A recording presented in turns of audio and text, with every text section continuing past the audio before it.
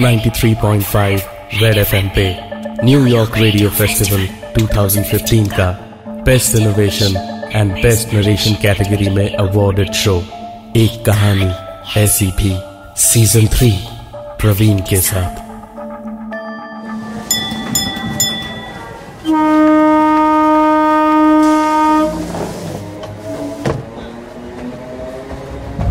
ऋषि तकरीबन 7 साल के बाद में गांव गया था।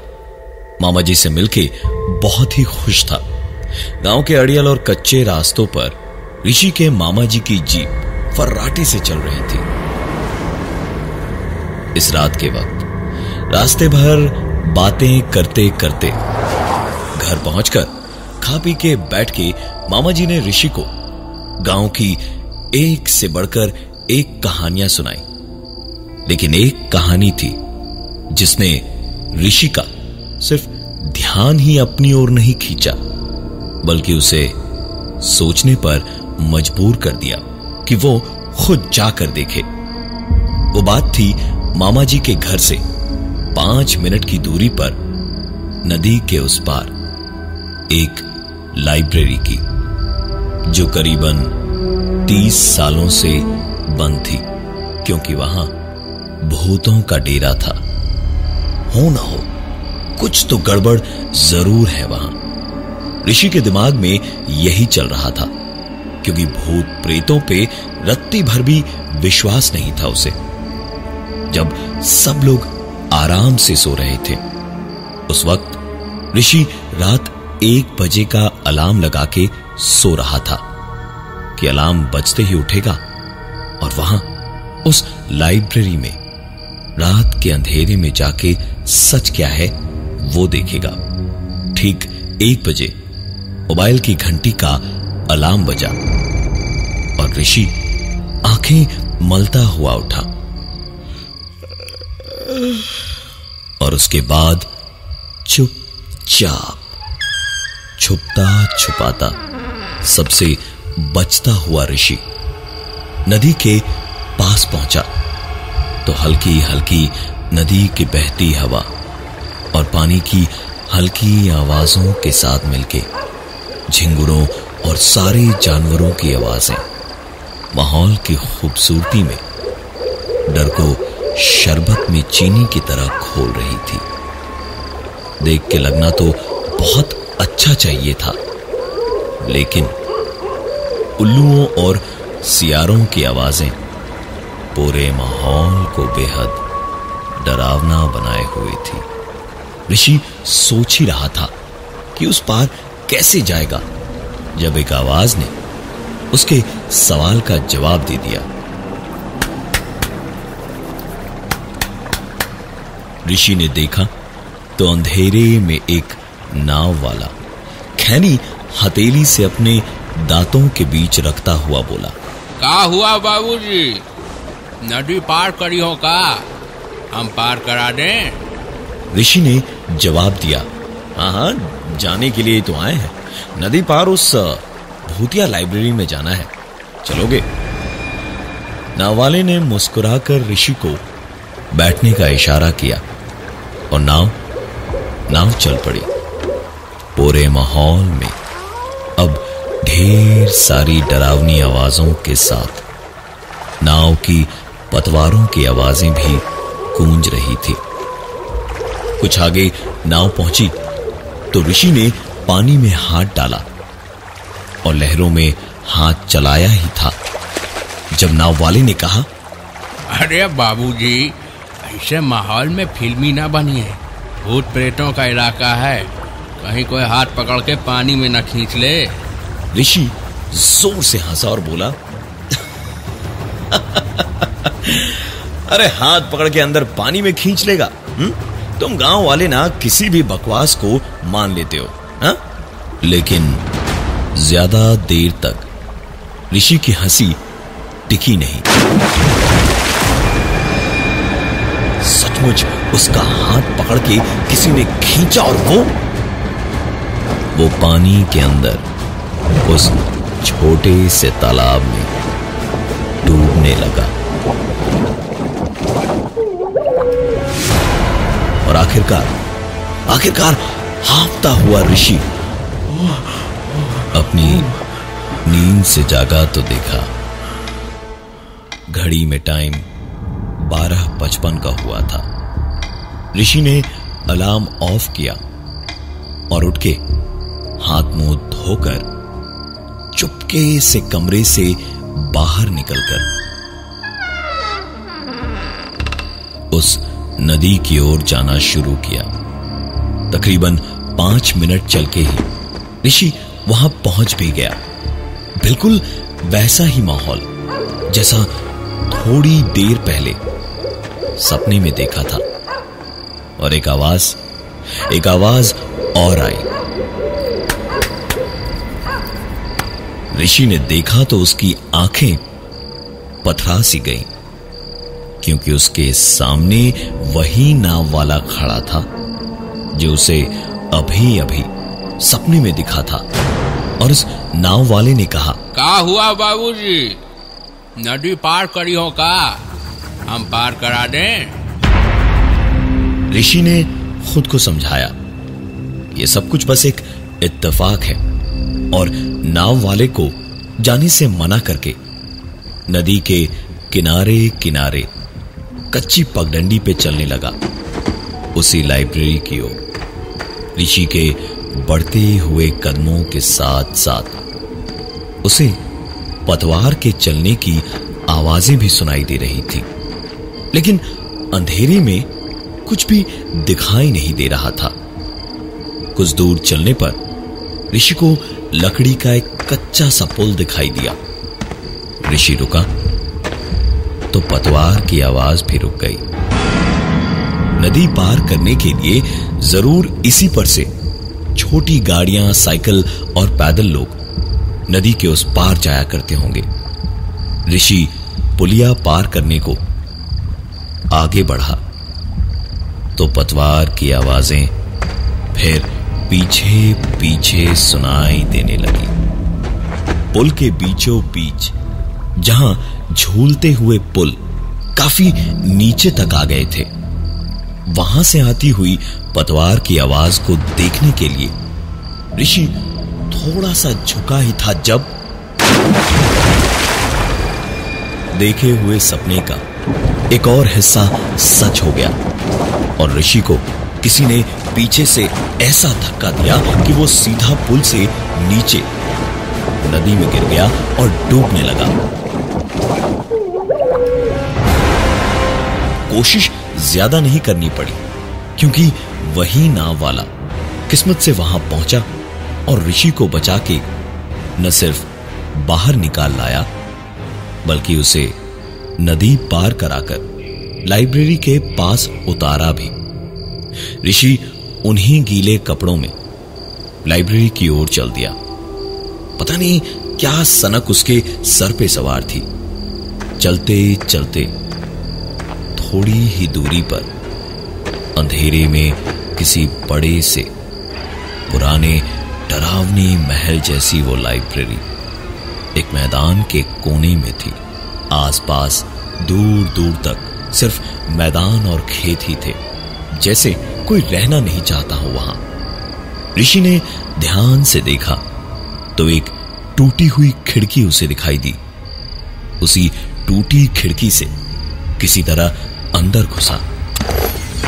बाहर तो फिर भी हल्की सी रोशनी थी, लेकिन यहां इस लाइब्रेरी के अंदर एकदम से घुप अंधेरा था। कुछ देर ऋषि चुपचाप एक ही जगह पर खड़ा रहा। जब अंधेरे में आंखें जरा जरा देखने लगी तो एहसास हुआ कि एक कोने से हल्की हल्की रोशनी सी आ रही है। अंधेरे में रोशनी ढूंढने में कितना वक्त लगता है।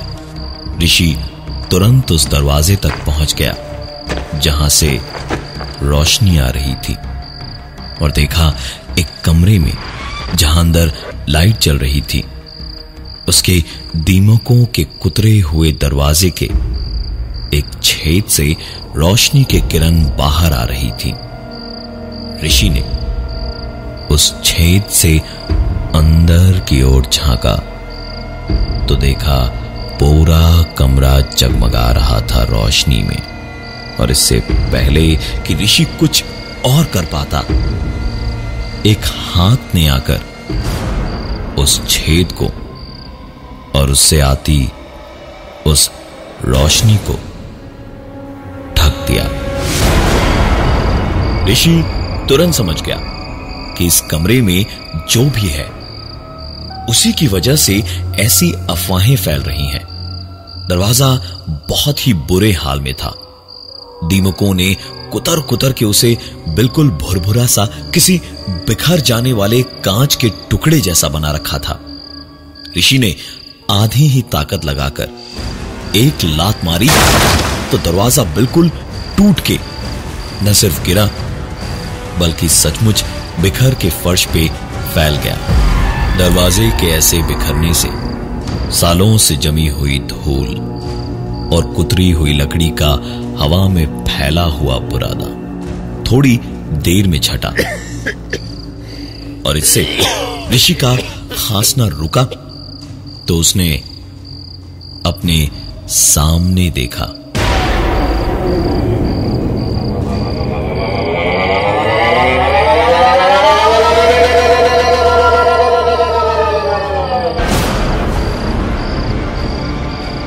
टेबल के साथ लगी कुर्सी पर एक आदमी बैठा था और एक अजीब सी आवाज कर रहा था। ऋषि का दिल तो उसे पूरी जान लगा के भागने को कह रहा था, लेकिन उसका दिमाग बर्फ की तरह जम चुका था।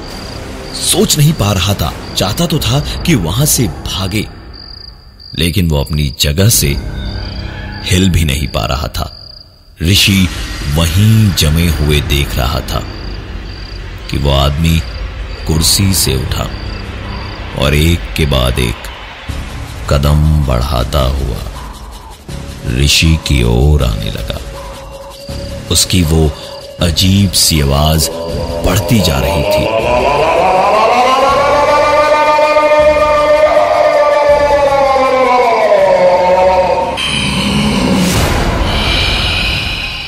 और उस आदमी ने धीमे धीमे 2 कदम ही बढ़ाए होंगे जब ऋषि जैसे बेहोशी से जागा और पलट के भागने को दौड़ा, लेकिन ऋषि किसी तरह दोबारा उठकर कमरे से बाहर भागा तो कमरे की रोशनी से बाहर अंधेरे में लकड़ी के फर्नीचर से टकरा के मुंह के बल जोर से गिरा।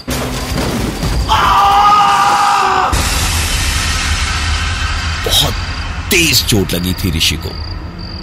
उठ के भागना तो दूर, उसके लिए हिलना भी मुश्किल था।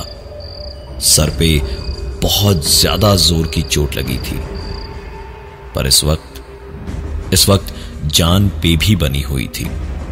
उसे समझ नहीं आ रहा था कि क्या करे।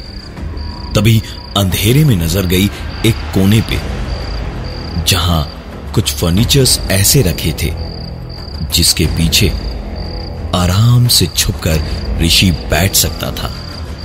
रेंगते हुए, खुद को घसीटते हुए ऋषि उन फर्नीचर्स के पीछे गया और वहां दुबक के सांस धीमी करके बैठ गया। और उम्मीद सिर्फ इतनी थी कि वो आदमी इस तरफ ना आए, लेकिन अंधेरे में अब साफ साफ ऋषि देख पा रहा था कि वो आदमी धीमे धीमे ऋषि की ही तरफ आ रहा था। ऋषि एक बार फिर वहीं जम गया। ऋषि चाह कर भी वहां से हिल नहीं पा रहा था और वो आदमी करीब आता जा रहा था और ऋषि के देखते देखते ही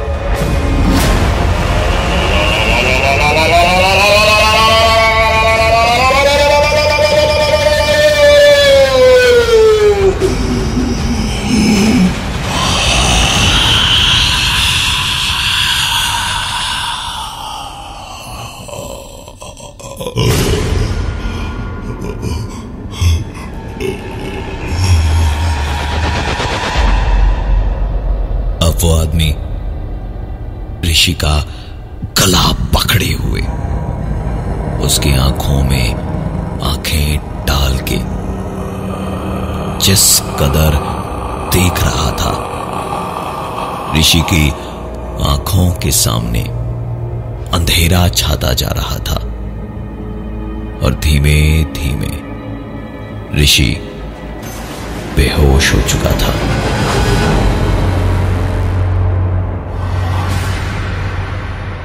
ऋषि की आंख खुली तो सवेरा हो चुका था।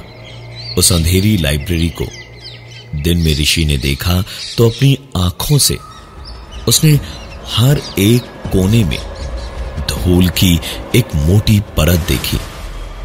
लकड़ी के हर टुकड़े को दीमकों ने कुतर के भुरभुरा कर रखा था। लेकिन अजीब बात यह थी कि ऋषि जिस तरफ से अंदर आया था उस तरफ अब एक भी खिड़की दरवाजा नहीं था। ऋषि ने ज्यादा दिमाग नहीं लगाया और भागने में ध्यान दिया और चारों तरफ बस भागता रहा कि कहीं ना कहीं से बाहर निकलने का रास्ता जरूर मिल जाएगा। ऋषि जब एक आसानी से तोड़े जा सकने वाले दरवाजे के पास पहुंचा तो उसे तोड़ने के लिए कुछ ढूंढ ही रहा था इधर उधर, जब एक कबूतर आकर उसके सामने गिरा। कबूतर बुरी तरह तड़प रहा था, जैसे बस अगले ही पल उसकी जान निकल जाएगी। पर फड़फड़ाता हुआ वो कबूतर आखिरकार अपनी जिंदगी से आजाद हो गया और ऋषि उसे देखता हुआ बस मामा जी की कही हुई एक बात को याद करने लगा। उस भूतिया लाइब्रेरी में जिसकी भी मौत आती है उसके ठीक पहले एक कबूतर जरूर मरता है। ऋषि के दिल में इस बात को याद करके एक खोखला सा डर बैठ गया था। उस कबूतर को देखते देखते और मामा जी को याद करते हुए वो वहीं अपना डर पकड़ के रोता हुआ बैठ गया।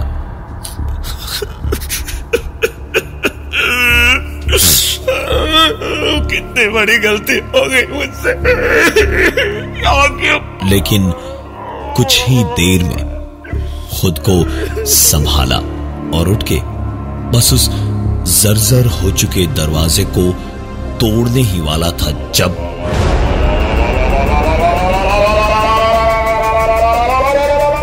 वही आवाज एक बार फिर से होने लगी और ऋषि की आंखों के आगे एक बार फिर से अंधेरा छाने लगा। बेहोश ऋषि की जब आंख खोली तो उसने अपने आप को उसी कमरे में टेबल के ऊपर बंधा हुआ पाया जिसके सामने रात को वो आदमी दिखाई दिया था। टेबल पर बंधे हाल में ही ऋषि ने देखा कि वही आदमी खड़ा था और अब दिन के उजाले में ऋषि ने साफ साफ देखा कि वो कोई और नहीं उसके मामा जी ही थे।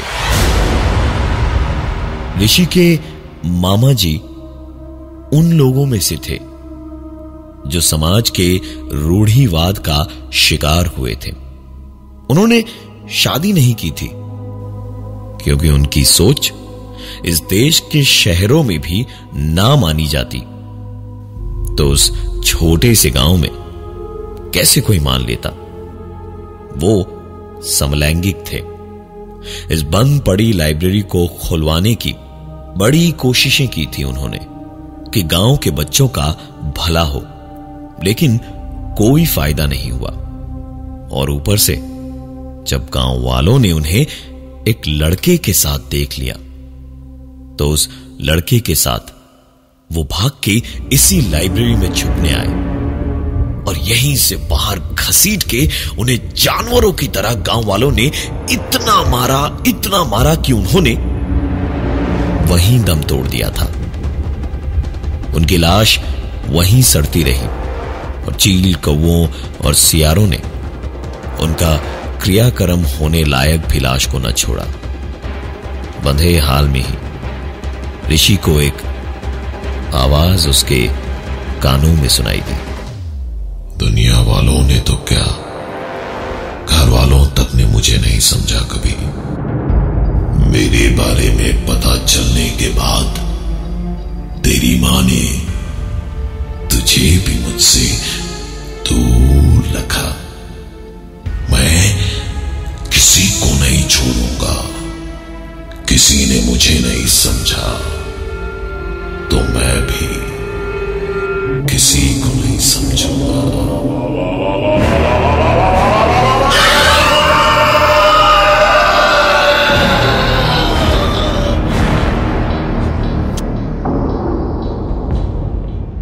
गांव में आज भी वो लाइब्रेरी बंद पड़ी है। कोई उधर नहीं जाता क्योंकि कहते हैं कि अब वहां एक नहीं, दो आत्माएं रहती है। मैं हूं प्रवीण और ये थी आज की एक कहानी ऐसी भी। 93.5 रेड एफएम पे न्यूयॉर्क रेडियो फेस्टिवल 2015 का best innovation and best narration category में अवॉर्डेड शो एक कहानी ऐसी भी सीजन 3 प्रवीण के साथ।